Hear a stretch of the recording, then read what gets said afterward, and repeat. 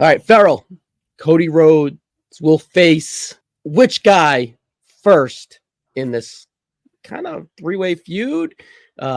Baby faces deciphering off in different directions. Fall programming for SmackDown. Cody Rhodes versus who first? Orton? But I honestly, it's hard to this I feel like is an epitome of a coin flip here coming up. It's almost like a de facto number one contender match. But I think Orton gets this one, so there's shenanigans and Kevin can be more aggrieved in some way. Okay. And out of Orton and KO, who has more upside in, say, in the next 12 to 24 months as a heel on the SmackDown brand, so to speak? That long out, I think it's definitely KO. I don't think, Randy's going to take time off with his back and his age, and so I don't think he's around the full go here for the next 12 to 24 months as a heel. All right, so play into the interwebs and the rumors or whatever.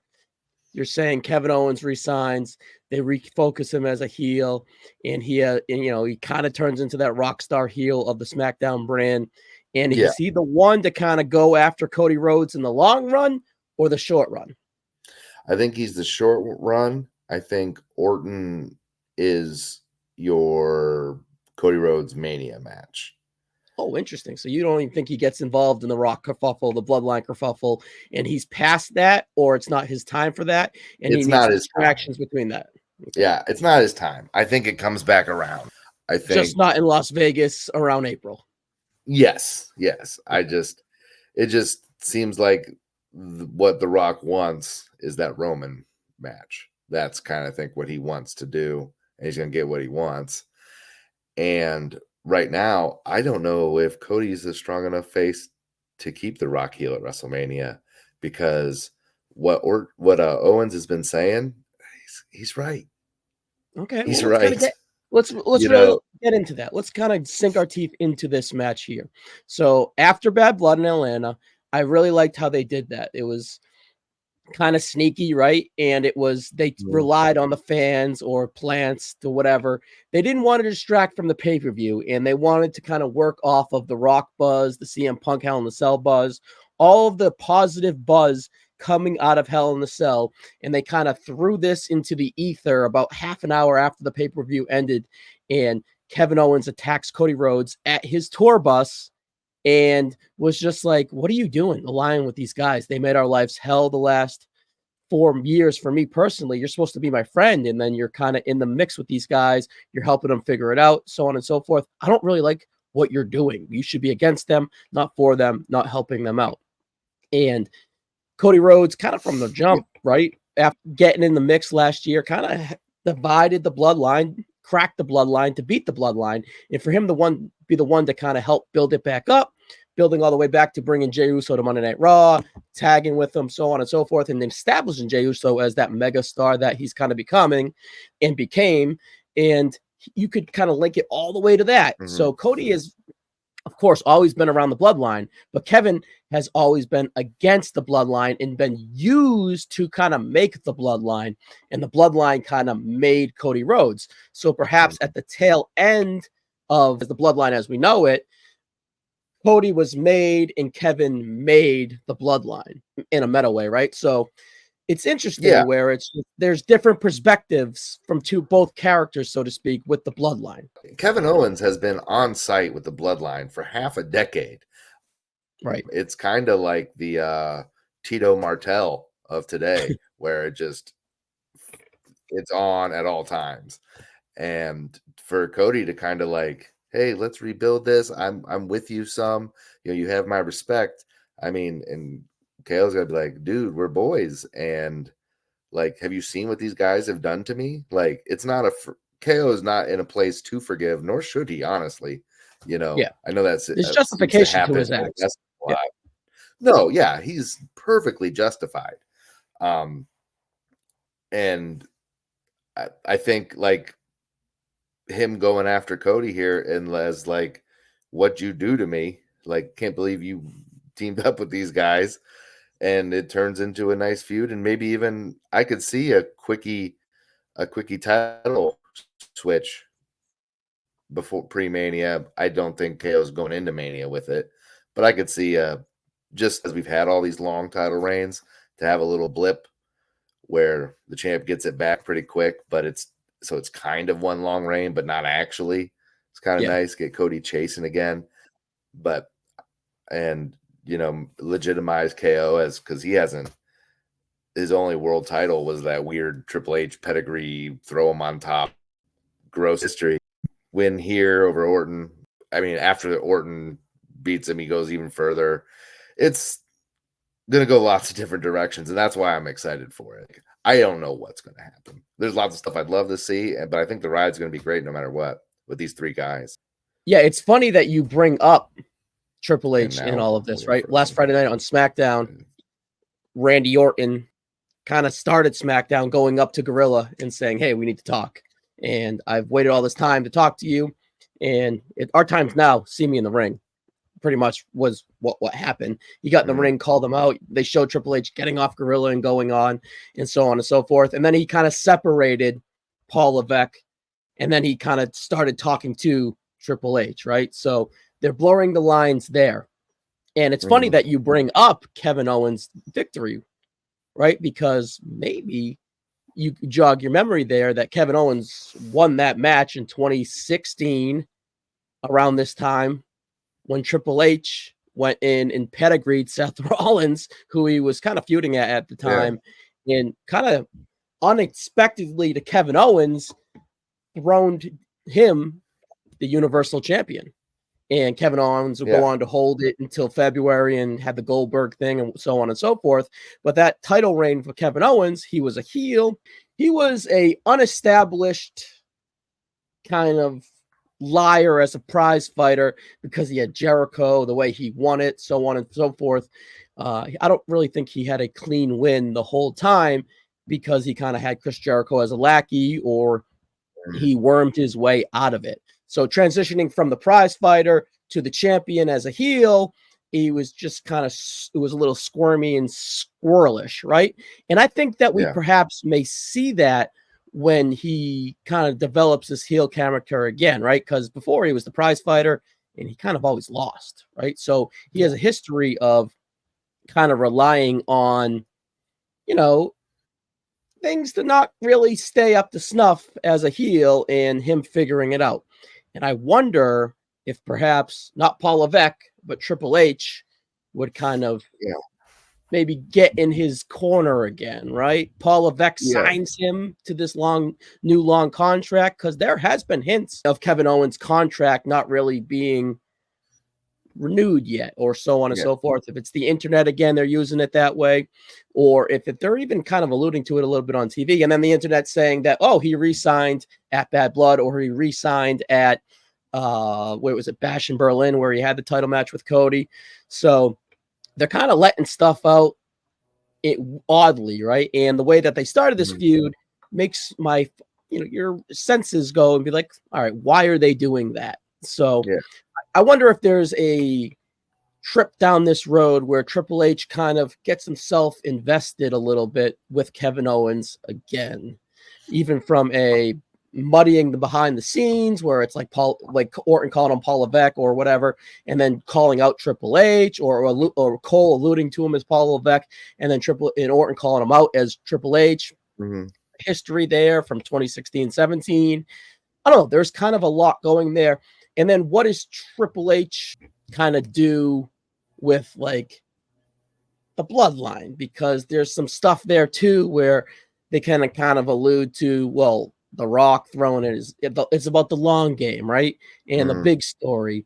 Do they make all that stuff that happened in January, February, March last year, mixing around the main events, making a 2-night spectacular, making it this night spectacular? Do they kind of muddy the waters and present that a little bit on TV with the bloodline and Triple H? And they can always muddy all of this up, really. So I mean, the less we know where it's going, the less we know where it's going, the better it's going to be. And like either one of these guys, I could see him having a title reign here pre-Mania. Like I could totally see it, especially with Orton get him up that list a little further with Cena coming back. So maybe on that title reign list. So maybe it's a race to see who gets there. And Orton, who knows what's happening? I could see his heel turn starting here because if he loses to Owens here, Orton hasn't won a singles match on a PLE in years. Granted, the last time, yeah, he was in a tag team for a while with RK Bro, and then coming back. Yeah, he hasn't won a singles match in a long, long time. And the main reason, to my final point, to put a bow on that, is there anything there with the Triple H and KO thing? Because Triple H, pretty much his biggest line on SmackDown to Orton was, I'm not really here to protect Kevin Owens. You. I like that. I'm protecting you. And it's, I'm protecting you from what? Yeah, I'm protecting you from Kevin Owens because I have a big investment in Kevin Owens. There's a lot of history with Orton being in the authority with Triple H. Yeah, Triple H gave both these guys a world title on a silver platter. Yeah, that's it. Even back to 2013, yes, at SummerSlam with the Daniel Bryan thing and all that stuff. Kudos on the years on these. You're so good. Like, oh yes, yeah. Like I'm like for at some point, but kudos to you.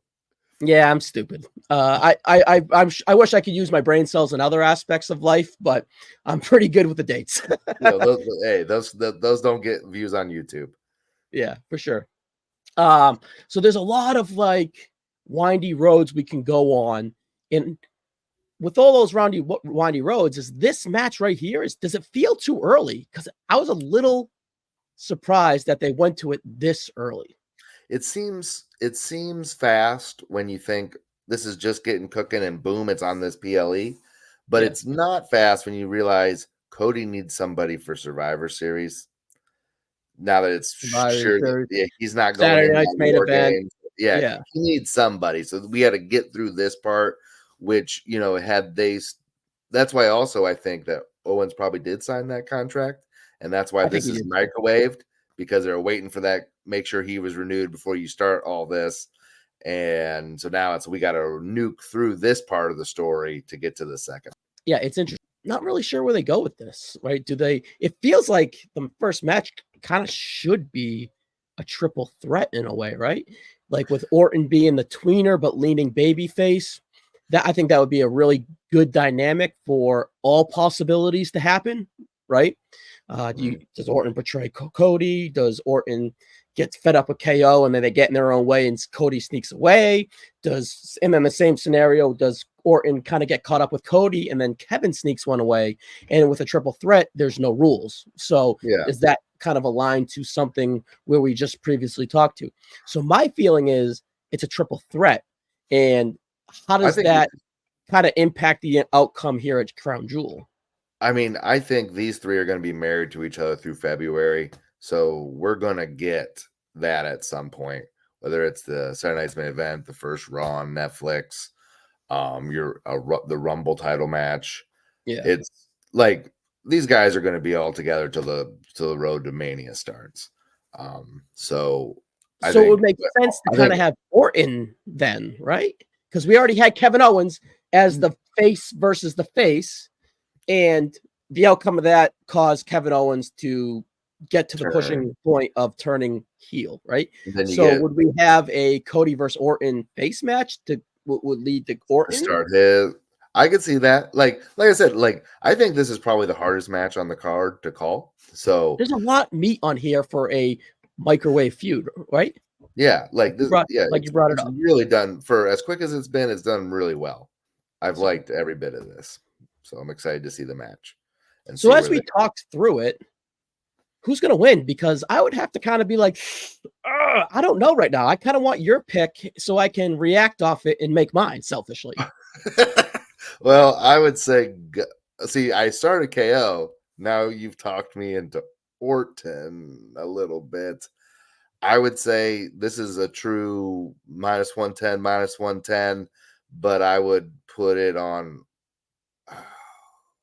Orton, because Orton to win, because maybe KO snaps a little more and I get a DQ. That might be in there a little bit, help my odds a little bit. Okay. Maybe. So I guess I would lean slightly Orton. Not mad at that. don't think we have any like big Triple H developments here. I think that'll be a slow burn, and that should be kind of held to an explosion of a huge angle for a perhaps KO win, right? Like it happened back in the day. And I kind of like the symmetry there. So I kind of lean Orton just to kind of, so we get War Games, Orton versus Cody. That's huge on the poster. And that's a building block to maybe the Rumble, but probably Saturday night's main event where we get a triple threat, maybe? Because that's probably the biggest stage, is it? Saturday night's main event? It's pretty big. Is that the biggest stage? Yeah, I mean, it's on NBC, but maybe that's a thing because you get the big stage, and NBC is like, hey, we need to get those Peacock subscriptions for the Rumble. So you build it up. You don't get the satisfying finish, and then you get it at the Rumble at the end of this story. Yeah, I feel that the SmackDown side of things, a big development will kind of blow up at Saturday night's main event because the USA Network and the Peacock of it all, kind of there's a lot of symmetry there. And then on the Raw side of things with Gunther and Seth, Gunther we're kind of hold Gunther and Punk, Gunther and all that happens at Netflix, right? Yeah. So I don't really think we'll see about the War Games, but I feel that the Bloodline kind of has their moment at the War Games. Saturday night's main event is left for like Cody, maybe Roman, and Netflix is like Punk, and then probably a company as a whole. Really, that's kind of my feeling how it all goes together with the layout there, just due to the construction of it all and whatnot. So, yeah, I'm gonna go Orton too. I think KO. Put your money on KO, guys. It's official. It's official. I do think that Orton is the safer bet, and just because Kevin Owens is so fresh as a heel, that it could justify more of his actions with a loss and maybe escalate him going fully heel, because he's kind of not a full heel yet, I guess, but because some of his actions are like sympathetic, right? Especially with his tone. And I think a loss here would bring out malice and all that stuff. So I'm going Orton after we kind of talk through it. And I think betting odds wise is like 115 to 105. Excellent. All right.